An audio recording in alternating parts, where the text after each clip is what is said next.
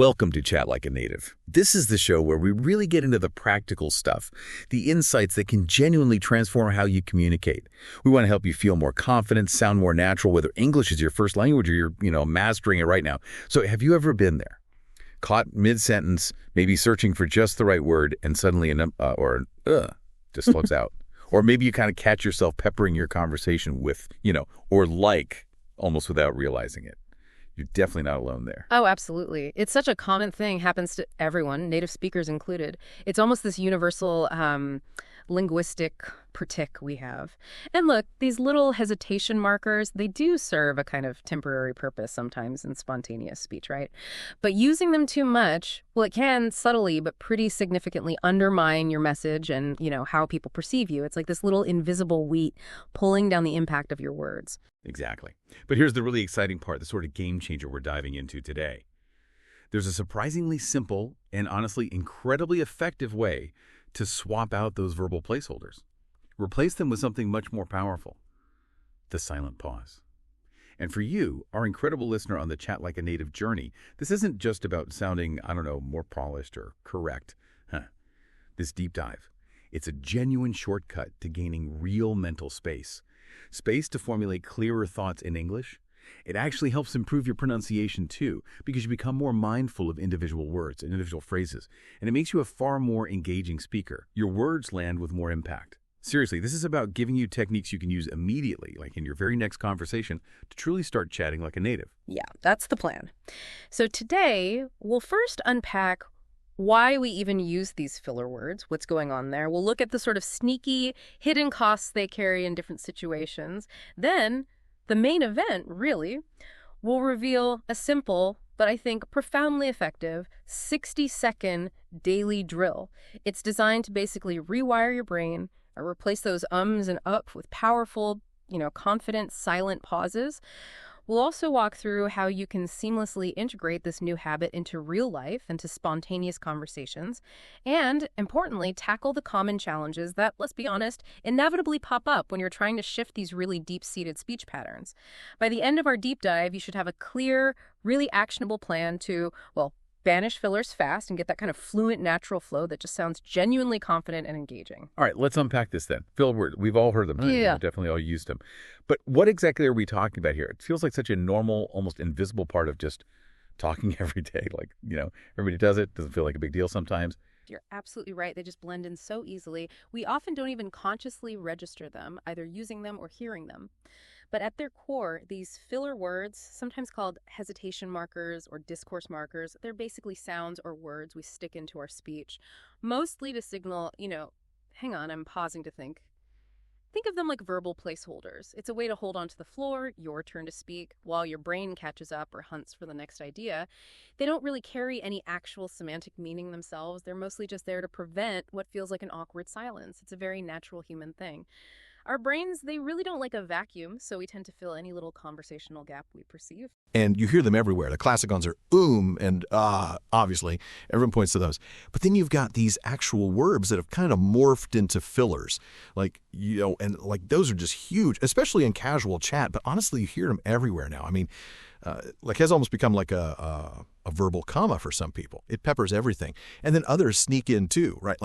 Actually, so starting sentences or ending with right, even when it's not really a question, or even just drawing out and. They really do pepper our speech, often without us even noticing we're doing it. We become kind of deaf to them in our own talking. And that's exactly why understanding their real nature, their actual impact, is so important. While they do serve that fleeting purpose, signaling, I'm still thinking, hold on, using them too much, it creates a totally different impression. It's about recognizing that tipping point, when they stop being just helpful little signals and start being a real hindrance to communicating effectively. Sure, in a really fast, informal chat, maybe a few slip by unnoticed, maybe they even add a touch of, conversational reality. But think about the difference between a deliberate, thoughtful pause in a serious discussion versus just an automatic, almost unconscious verbal tic that fills every tiny silence. The impact just shifts dramatically depending on the context and, crucially, the frequency. Okay, so if they sometimes give us that little moment to think, that sort of buffer, What's the real downside? Why should we actually care if we use or like? It feels so natural sometimes. Just to throw it in when your brain's kind of buffering, right? What's the big deal? Yeah, that's a really crucial question. And it gets right to the heart of why we're digging into this today. Because while fillers might seem harmless in super casual everyday talk, overusing them, it can have really significant, sometimes quite subtle, negative effects on your communication. Especially, and this is key, in contexts where clarity, confidence, and maybe even a bit of authority are important. Just think about any situation where you really want your message to land effectively. Could be an important chat with a boss, a job interview, giving a presentation, even just telling a really good story to your friends. The first major impact is that they just distract your listener. Plain and simple. Instead of focusing purely on the substance, on the content of what you're saying, your listeners' brains often unconsciously start tuning into your hesitations. It's almost like, static on a radio signal. It just pulls their attention away from the actual information you're trying to get across. And for you, our listener, who might be navigating English as a second language, this means your audience could actually miss crucial points. Why? Because their brain is busy processing those extra sounds, those ums and ahs, instead of your carefully chosen, meaningful words, it can actually be quite cognitively demanding for them, They're sort of constantly waiting for the real content, and the fillers become these little mental speed bumps. Imagine listening to someone explain something complex, and every few seconds there's an or a like. It fragments the information, makes it much harder for your listener to piece together and absorb the main idea. Right, like trying to watch a movie with constant unnecessary little jump cuts. It just breaks the flow. Exactly. And secondly, fillers can really weaken your authority, or at least the perception of it. Using too many hesitations can unintentionally make you seem unsure, maybe unprepared, or even just less knowledgeable about your topic than you actually are. Consider a scenario. You're giving that presentation at work, maybe pitching a new idea you're passionate about, or you're in that make or break job interview. If you or the speaker constantly peppers the conversation with, or, it subtly but powerfully undermines your credibility. It just creates this impression that you're not fully confident in what you're saying, even if inside you feel totally sure. And for our learners especially, this is so important. You're already putting in so much effort to structure your thoughts clearly in English. Fillers can mistakenly signal a lack of fluency or understanding, which might be completely untrue of your actual knowledge level. Yeah, the perceived lack of confidence, whether it's real or not, can definitely be a barrier. People might not take you as seriously. Precisely. And finally, they can really break the flow of your speech. Your rhythm becomes choppy almost, staccato sometimes, and that makes it genuinely harder for others to follow your train of thought. It disrupts the natural cadence, the sort of melody or prosody of the language. English, like any language, has its own natural rhythm, right? A kind of conversational music. When you constantly insert these verbal interruptions, it creates this bumpy, disjointed journey for your listener. And this can be particularly challenging for someone listening in a second language. There's often relying on that smooth flow, that natural pacing, to help them process and comprehend. Makes sense. The smooth flow helps you process. The choppy one makes you work harder, maybe even tune out. Exactly. It's like trying to read a sentence where every third word has an asterisk next to it. It forces you to pause unnecessarily and disrupts the smooth intake of information. So it really hammers home that it's not just about what you say, but profoundly about how you say it. And by learning to just pause silently instead. Wow, you instantly start projecting more thoughtfulness, more confidence. It's like a nonverbal cue that speaks volumes, ironically, by being silent. Okay, but replacing those familiar ums and ums with just silence, that sounds like it could feel really uncomfortable at first, like really awkward. It's almost like a mental blank, isn't it? Or like you've lost control of the conversation for a second. You might feel like you've just stopped talking mid-sentence, leaving this weird, empty void. But here's where it gets really interesting, you were saying. Why does silence actually work better?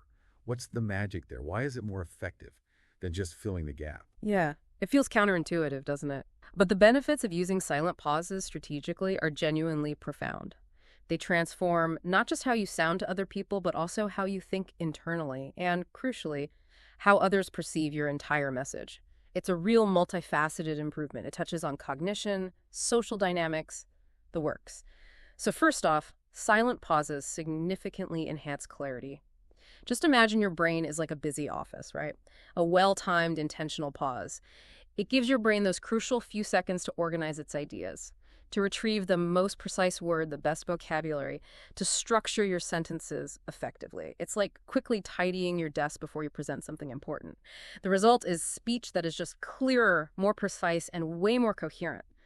And this is incredibly valuable for a listener who's actively building their fluency in English. It provides that vital moment to translate thoughts into really well-formed English sentences without feeling rushed, without just defaulting to those comfort fillers. Right, so instead of just pushing words out in a hurry, you're actually choosing them more carefully. Exactly. You're curating them, making intentional choices, and that naturally leads to more sophisticated, more accurate expression.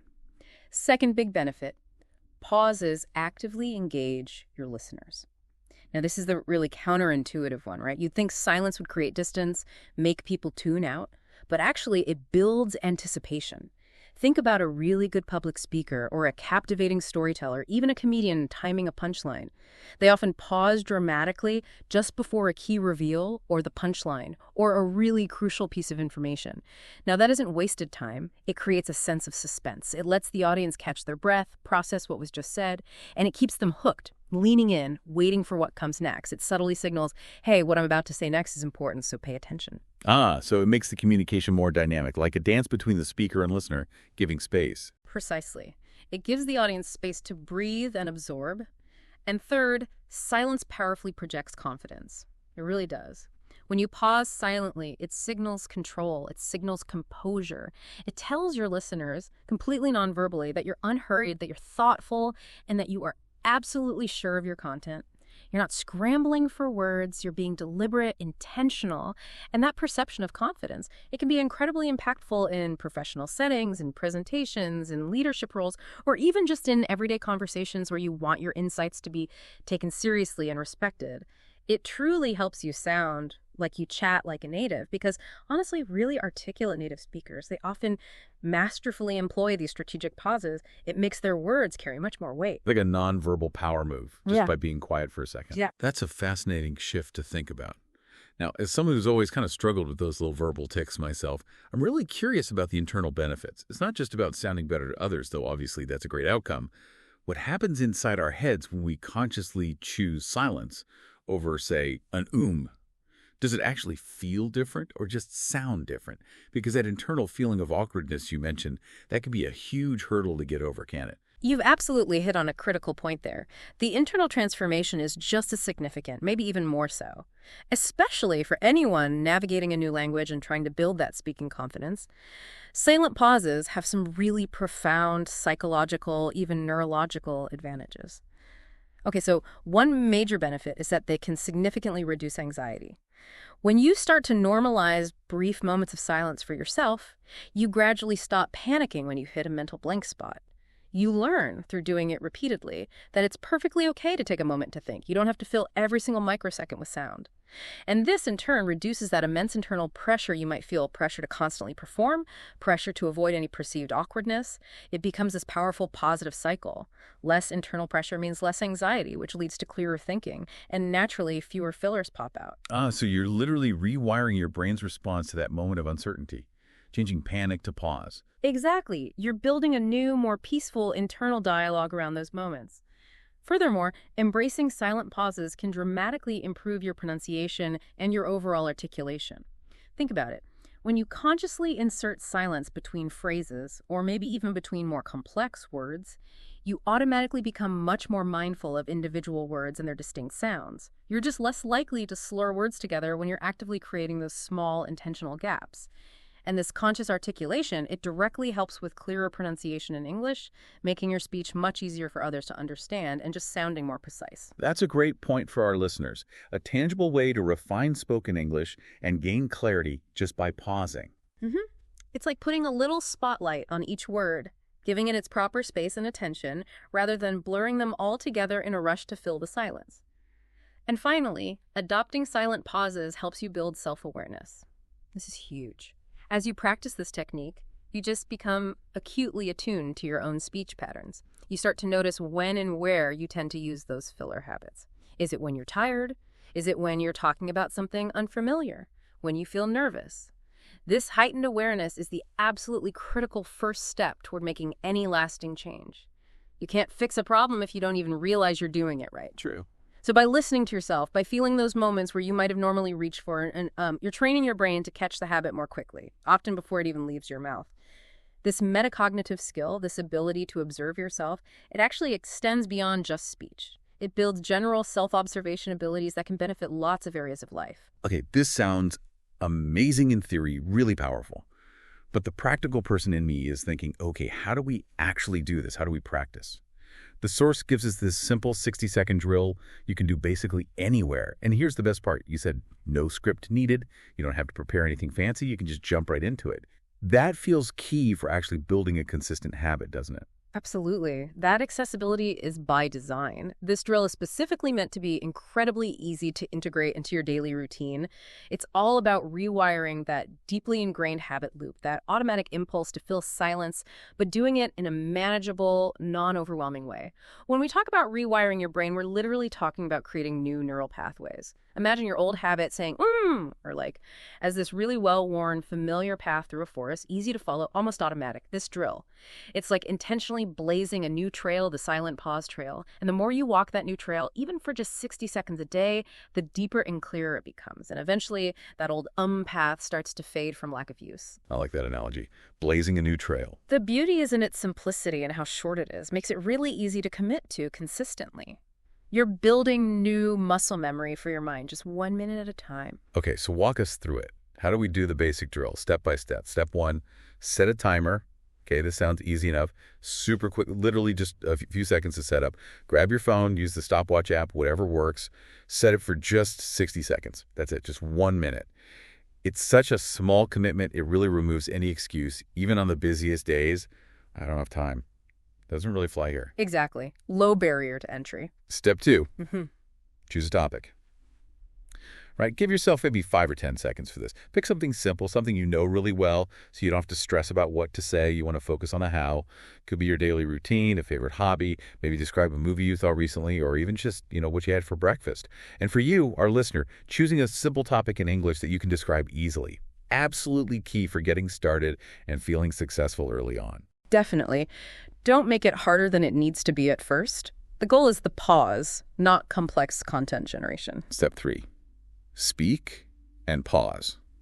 Okay, this is the core of it, right? Yeah. Lasts about 50 to 60 seconds. You're going to speak for roughly 5 seconds. Just describe your topic, maybe 1 or 2 clear sentences.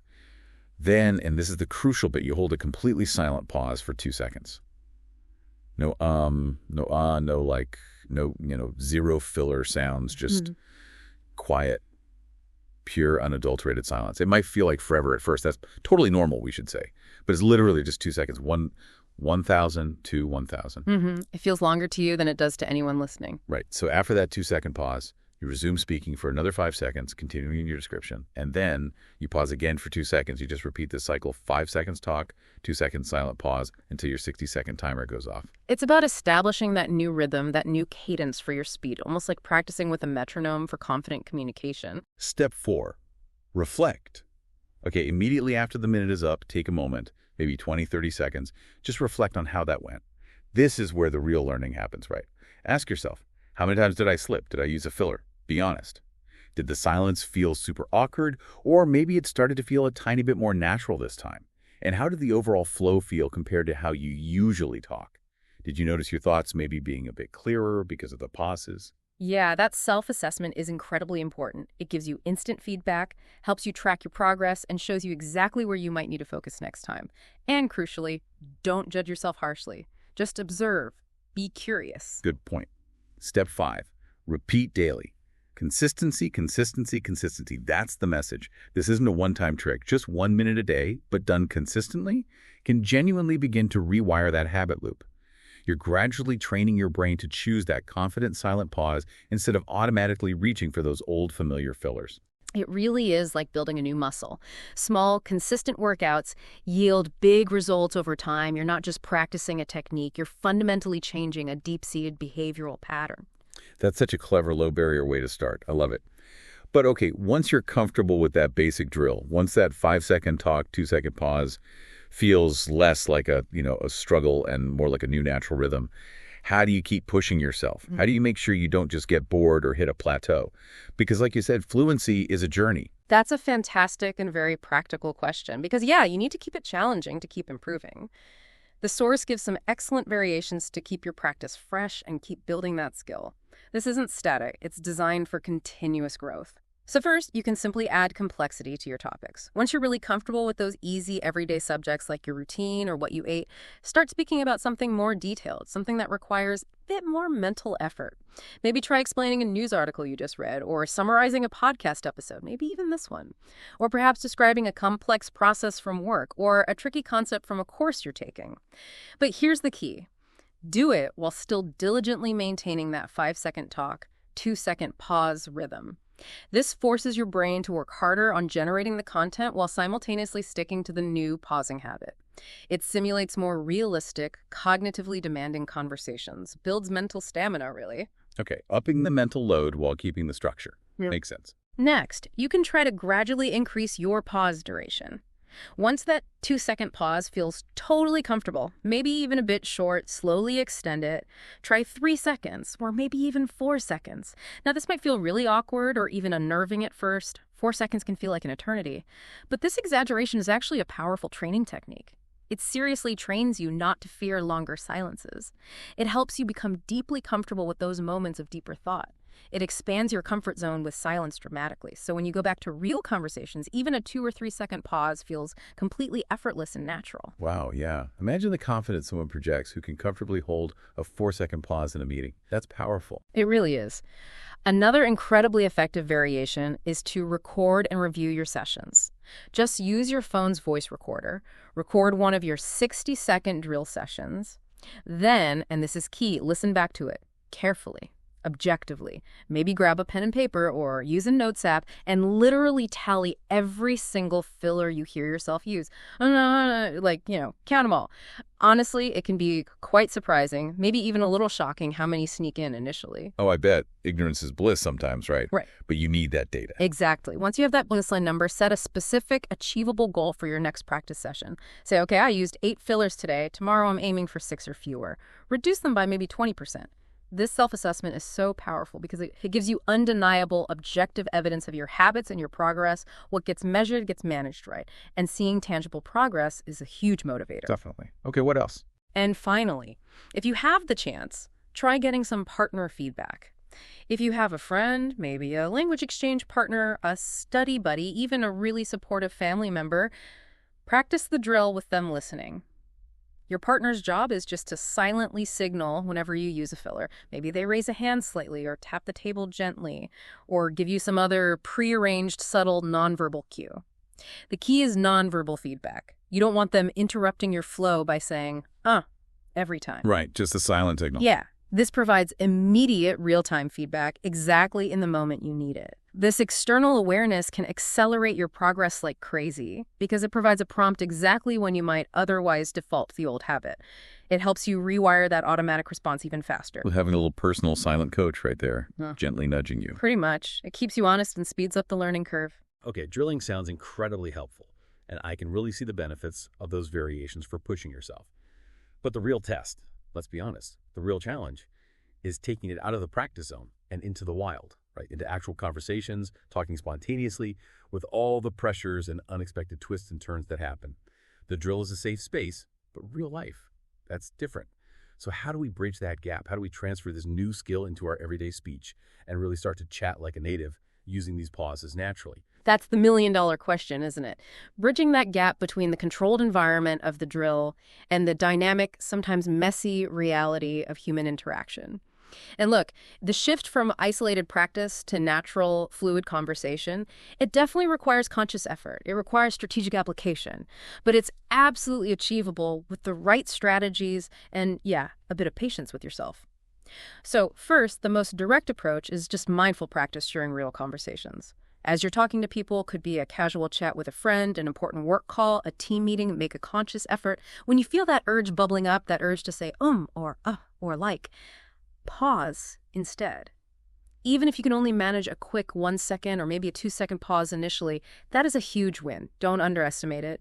Every single successful pause, no matter how brief it feels, reinforces that new neural pathway. It strengthens the new habit loop. So it's about consciously intercepting that old automatic response. Exactly. Replacing it with the new desired behavior silence.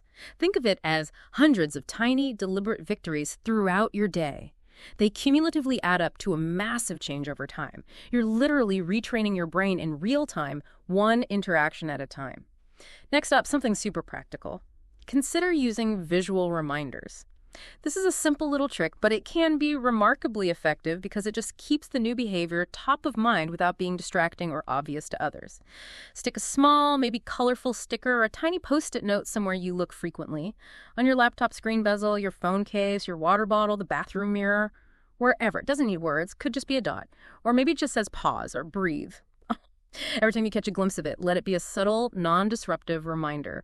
Hold the silence instead of filling it with sounds. Like a little secret signal just for you? Precisely. These visual cues serve as a gentle nudge to stay mindful of your speech patterns, especially when you might otherwise slip back into old habits in the heat of a conversation. It's like having a silent accountability partner with you all day. And finally, something really proactive. Before a specific interaction, maybe a phone call you know is coming up, a virtual meeting, even a planned coffee chat, consciously set conversation goals for yourself. Keep them simple. Keep them specific. Keep them achievable. For example, you might tell yourself, okay, for this call, I will use 0 fillers in the first minute of my speaking. Or, I will consciously pause for 2 seconds before answering any question in this meeting. Or maybe I will only use the word like as a filler maybe once in this whole conversation. Something really concrete. Exactly. Make it a manageable micro goal. And then mentally check it off when you achieve it. Chalk up these small wins. Each time you hit one of these mini goals, it builds momentum. It builds confidence in your new speaking style. It's like setting small, achievable milestones on your path to more fluent, confident speaking. It proves to yourself that you can do it, one conversation at a time. It makes the big, daunting goal of no fillers ever feel much less overwhelming. That all sounds incredibly promising, and I love the practicality of those steps. Small wins, visual cues, mindful practice. But, we both know changing habits that are really deeply ingrained, especially speech habits, can be incredibly tough. What about when it just feels super awkward, or your mind goes completely blank right in the middle of a sentence, or you just can't seem to stop those old fillers popping out no matter how hard you try? It's easy to get discouraged then, isn't it? What are the biggest hurdles people usually face, and how do we kind of prepare ourselves for that inevitable discomfort? You're absolutely right to bring that up. It's so important to acknowledge the bumps in the road. It is completely normal to face challenges when you're trying to change these deep habits. These aren't just superficial tics, right? They're often tied to how our brains actually process information and formulate thoughts in real time. They've been reinforced over years, sometimes decades. So yeah, it takes effort. But let's talk about the most common ones and how to navigate them effectively with a bit of self-compassion. Okay, the first big one is usually, I feel awkward when I stop talking. That feeling of silence being weird. At first, yeah, silence can definitely feel like you've lost your train of thought, or maybe that you're imposing this uncomfortable void on the listener, or even that you look like you've forgotten what you wanted to say. But here's the thing, that feeling of awkwardness, it's mostly your perception, not necessarily the reality for your listener. Remember, your listener usually understands your thinking. They often expect and even appreciate those brief pauses because it signals thoughtfulness. It signals you're considering your words carefully, rather than just, blurting things out without thinking. That's a good point. Maybe the listener finds nonstop talking more overwhelming than a pause. Often, yes. So try to reframe that initial awkwardness in your own mind. See it not as a sign you're struggling, but as a sign of thoughtfulness, presence, control. It's a perception shift for you, the speaker, that needs to catch up. Your listener probably notices the silence way less than you do. Okay, another frequent hurdle is when my mind goes blank. We've all been there. Mid-sentence, nothing. These brief blank moments are totally normal, especially when you're consciously trying to change an automatic habit like reaching for a filler. Your brain is essentially rerouting its pathways, right? It's searching for the new preferred response, silence instead of the old familiar one. That silence you create. It actually gives your brain that crucial moment to catch up, to retrieve the right words, to formulate your next thought more effectively. So the pause actually helps the blank moment rather than causing it. Exactly. It facilitates the reset. Think of it as hitting a momentary mental reset button. Now, if you absolutely feel the need for a quick thought cue, especially in the early stages when that blank feels really overwhelming, maybe have a very limited, specific keyword ready in your back pocket, like next or so or and then. But, and this is really critical, be incredibly careful not to let that keyword become your new filler. Use it sparingly. It's meant as a temporary crutch, a little bridge, not a permanent replacement. The ultimate goal is pure, comfortable silence. Got it. Use with caution. Definitely. And finally, a really common struggle is it's just so hard to notice my own fillers. This is super common because, as we said, fillers are so habitual. They often operate completely below our conscious radar. We literally don't hear ourselves doing it most of the time. So, as we discussed earlier with the variations, recording your practice sessions is the absolute surest, most objective way to become aware of your own filler usage. You might be shocked initially, yes, but that shock is actually the first step towards awareness. You need to hear it to change it. Over time, with consistent recording and honest review, just listening back for a minute or two, you will gradually develop the ability to catch yourself more often in real time during actual conversations. Your auditory awareness just sharpens. You'll start to notice the impulse to use a filler, maybe even before it comes out of your mouth, and that gives you the split second you need to choose the silent pause instead. It's a skill that develops with practice, like tuning your ear. Precisely. Like learning to spot your own typos when proofreading. Patience, persistence, and bit of self-compassion are definitely key here. It won't happen overnight. That's incredibly reassuring, actually, knowing these are normal hurdles and that there are practical ways to work through them. But okay, as with learning any new skill, how do we know we're actually making progress? How do we keep that motivation high when it feels like such a slow climb sometimes, especially with something as subtle as a speech habit? Is there a tangible way to measure success? Absolutely. Tracking progress is incredibly motivating. It provides that tangible, undeniable evidence of your improvement, which is essential when the changes can feel really incremental day to day. It's easy to forget where you started. It's like charting your fitness progress or tracking your savings, seeing the numbers change, seeing the trend keeps you going and proves your effort is genuinely paying off. And the source suggests a really straightforward log, requires almost no effort, honestly, and it can be quite satisfying to look back on after a few weeks or months. Just grab a small notebook or open a simple digital doc, whatever works for you. And for each day you do a drill session, just quickly note maybe 3 things. The date, obviously. Did you do the drill? A simple yes or no. How many fillers did you count in that 60-second drill? That's from your reflection step right after. And maybe add any quick personal notes about how it felt, just a word or 2. Okay, so like July 5, yes, 6 fillers. Pause, felt tight. Bit anxious. Exactly. Then maybe the next day, July 6. Yes, 4 fillers. Silence felt more natural, calmer. And then maybe July 7. Yes, 3 fillers. Felt comfortable using pauses in the team meeting today. These notes are just for you. It's a personal chronicle of your journey. Captures not just the numbers, the quantitative data, but also the feeling, the qualitative experience too. And the goal, just see the number go down. Yeah, the aim could be to set achievable goals like we talked about. Maybe aim to reduce your fillers by at least 1 per week on average in your drill sessions. This sets a realistic, non-overwhelming target, seeing that consistent downward trend in your log. That provides powerful motivation. It demonstrates concrete evidence that your efforts are genuinely paying off. And for you, our listener, watching those numbers drop week by week can be an absolutely fantastic confidence booster in your English-speaking journey. It confirms that your 1 minute a day commitment is truly working. It's rewiring your brain, refining your communication, and moving you closer to that natural, confident flow you're aiming for. Over time, you'll be able to look back and clearly see how far you've come, from someone who might have been anxious about silence to someone who can actually wield it with purpose and confidence. Okay, so to kind of wrap this all up, this deep dive, we've learned that getting rid of those distracting filler words, it really comes down to embracing the surprising strategic power of the silent pause. It's not just about what you avoid saying, right? It's about what you actively put in its place. Thought, composure, confidence. And it starts with a simple, just 1 minute drill each day.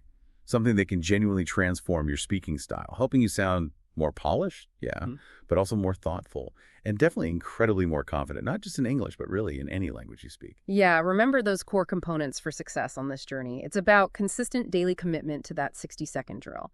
It's about diligently tracking your progress, keeping that log to stay motivated and actually see your improvements firsthand. And then it's about mindfully integrating those intentional pauses into your everyday, real-life conversations. These steps, they're your clear, actionable pathway to clearer, more impactful, and just more natural communication, truly allowing you to, chat like a native. So, as we wrap up today, I want to leave you with a thought that maybe goes a little beyond just getting rid of ums and oohs.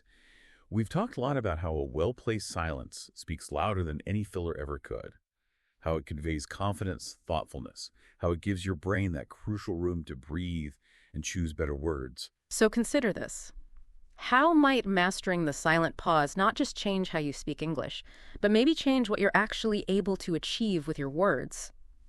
In any language, really. Think about it. True fluency isn't solely about speaking quickly without stopping, is it? It's profoundly about clarity. It's about intention.